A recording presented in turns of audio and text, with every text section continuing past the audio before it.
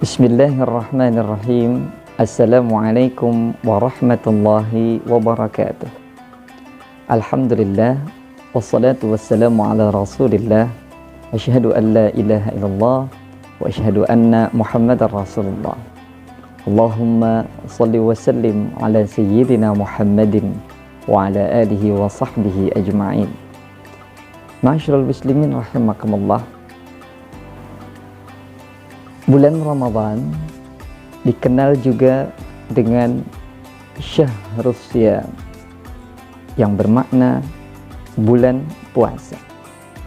Selain penyebutan dengan nama Syahrus Syam, juga disebut dengan Syahrul Quran, yakni yang bermakna bulan Al-Quran. Ma'asyiral muslimin rahimakumullah. Mengapa bulan Ramadan kemudian diberi nama juga dengan bulan Al-Quran atau Syahrul Quran? Karena ada dua malam yang istimewa yang berada di bulan Ramadan. Ma'asyiral muslimin rahimakumullah, dua malam tersebut yang kemudian kita kenal dengan Lailatul Qadar dan juga malam nuzulil Quran. Apa perbedaan antara Lailatul Qadar dengan malam nuzulil Quran? Ma'asyiral muslimin rahimakumullah, Syekh Imam Al-Qurtubi dalam kitab Al-Jami' li Ahkamil Quran menjelaskan bahwasanya Al-Quran diturunkan dengan dua proses, dan ini banyak dijelaskan dalam kitab lainnya, termasuk dalam kitab Tafsir At-Tabari, di mana dua proses tersebut. Yang pertama adalah proses diturunkannya Al-Quran dari Lauhil Mahfuz, lalu kemudian disimpan di langit dunia yang disebut dengan Baitul Izzah. Dan proses yang pertama ini diturunkan secara jumlatan wahidah atau satu paket utuh. Dan yang kedua, proses kedua adalah diturunkannya Al-Quran dari langit dunia Baitul Izzah melalui perantara malaikat Jibril, disampaikan kepada Rasulullah sallallahu alaihi wasallam dan disampaikan secara najman atau ayatan bi ayatin atau tadrijian, maknanya adalah berangsur-angsur. Dan proses ini menurut Syekh Imam Al-Qurtubi berlangsung selama 20 tahun. Sedangkan menurut Syekh Imam At-Tabari ini berlangsung selama 21 tahun. Dari dua proses tersebut, para ulama tidak sedikit yang kemudian mengambil kesimpulan bahwasanya proses pertama, yakni Al-Quran diturunkan oleh Allah Subhanahu wa ta'ala dari Lauhil Mahfuz ke langit dunia, yakni Baitul Izzah, terjadi pada malam Lailatul Qadar. Dan malam Lailatul Qadar itu terjadi di bulan Ramadan. Dan proses yang kedua, yakni Al-Quran diturunkan dari Baitul Izzah pertama kali disampaikan melalui wasilah malaikat Jibril kepada Nabi Muhammad SAW di Gua Hira. Ini pertama kali diturunkan, yakni surah Al-Alaq ayat 1 sampai dengan 5. Ini kemudian para ulama mencoba untuk menyimpulkan bahwa malam ini yang kemudian dikenal dengan malam nuzulil Quran.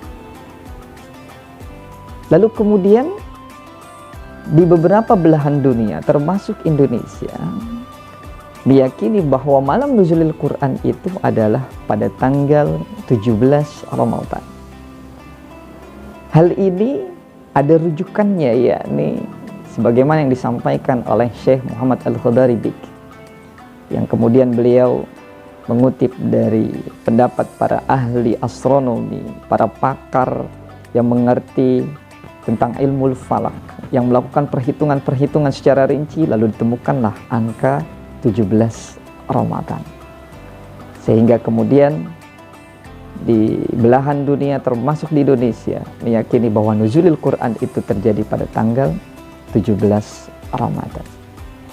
Masyaallah muslimin rahimakumullah. Sebenarnya tidak hanya Al-Quran yang diturunkan pada bulan Ramadan. Kalau kita telaah dalam banyak hadis, di antaranya hadis yang diriwayatkan oleh Ibnu Abbas, di mana didapati kita keterangan di dalamnya bahwa kitab Injil diturunkan kepada Nabi Isa pun di bulan Ramadan. Kitab Taurat disampaikan kepada Nabi Musa pun di bulan Ramadan. Suhuf Ibrahim pun disampaikan, ya, suhuf karena Nabi Ibrahim tidak menerima kitab secara utuh tapi mendapatkan suhuf lembaran-lembaran, itu pun disampaikan oleh Allah di bulan Ramadan. Maka ma'asyiral muslimin rahimakumullah, bulan Ramadan ini bulan Al-Quran. Mari sama-sama kita dekatkan diri kita dengan firman-firman Allah Subhanahu wa ta'ala, dengan membacanya, dengan mencoba untuk mendalami makna-makna di dalamnya yang terkandung di dalamnya, dan juga mengamalkan isi kandungan Al-Quran. Bahkan bagi kita yang masih perlu belajar tentang ulumul Quran, tentang hal-hal yang berkaitan dengan Al-Quran, ini sangat baik sekali utamanya kita lakukan di bulan Ramadan.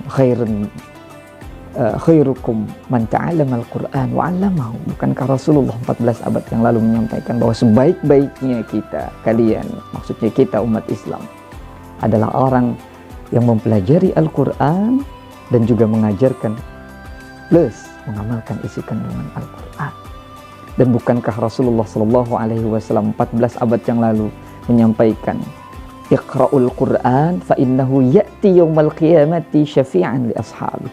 Bahwasanya bacalah Al-Quran, kata Rasulullah SAW, karena bacaan Al-Quran itu akan membawa syafaat bagi para pembacanya. Masyaallah muslimin rahimakumullah. Maka mari sama-sama di bulan yang suci ini kita maksimalkan perbuatan baik kita. Di antaranya adalah memperbanyak bacaan Al-Quran. Dan mudah-mudahan di luar bulan Ramadan pun Allah berikan keistiqomahan bagi kita semua untuk bersama dekat dengan Al-Quran. Amin ya rabbal alamin. Allahumma arhamna bil Quran. Wassalamualaikum warahmatullahi wabarakatuh.